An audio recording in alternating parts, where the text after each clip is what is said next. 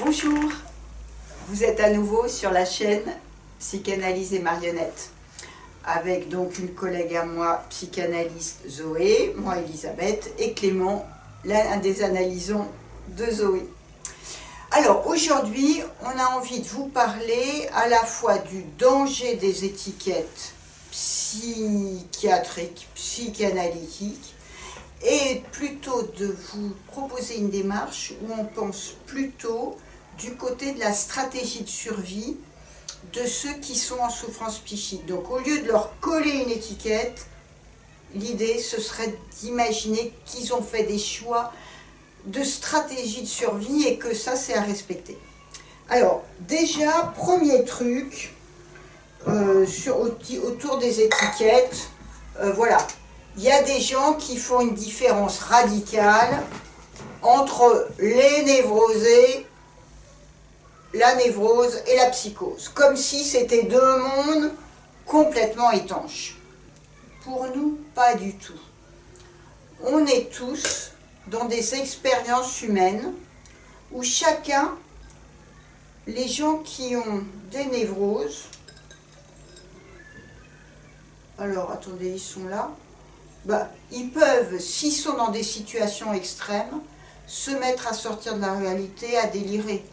On connaît tous des situations, des récits de prisonniers de guerre ou dans les camps qui étaient dans des situations extrêmes, qui se sont mis à délirer, à imaginer autre chose, et ça les a aidés à survivre. Donc si vous voulez, ce qui nous semble à nous trois, c'est qu'on a tous un noyau psychotique, on va dire, qui a à voir avec des choses très archaïques d'autrefois, où on est un peu en train de... Le bébé, il essaie d'intégrer la réalité, ses sensations, ce qu'il sent. Donc, quand c'est perturbé, évidemment, ça va vers la psychose, mais ce n'est pas deux mondes radicaux. Donc, tous les patients qui sont là, eh ben, ils sont là, ils sont des êtres humains, chacun, enfin des êtres humains, des êtres à respecter, comme nous, avec qui on peut être dans l'empathie, et voilà. Alors, il y a des gens aussi qui trouvent que c'est extrêmement utile de faire des diagnostics psychiatriques, comme si ce serait utile de savoir si les gens sont des obsessionnels, des hystériques, des angoissés, des dépressifs. Et alors, il y a des gens, voilà, ils se retrouvent dans le bocal, dans ce bocal-là, d'autres, voilà.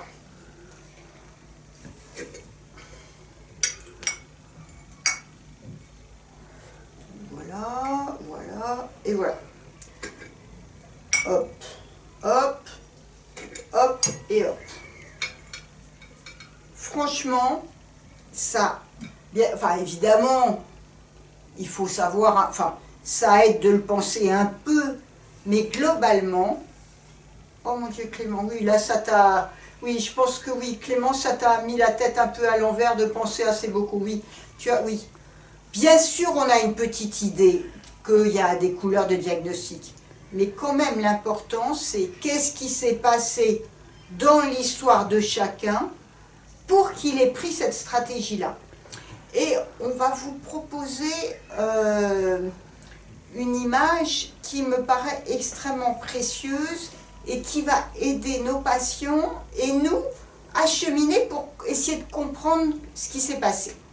Alors, je vous propose d'imaginer, donc ces bocaux, ben non, hein, ils vont sortir des bocaux, hein, tous nos patients, parce que c'est quand même pas possible de les enfermer là-dedans.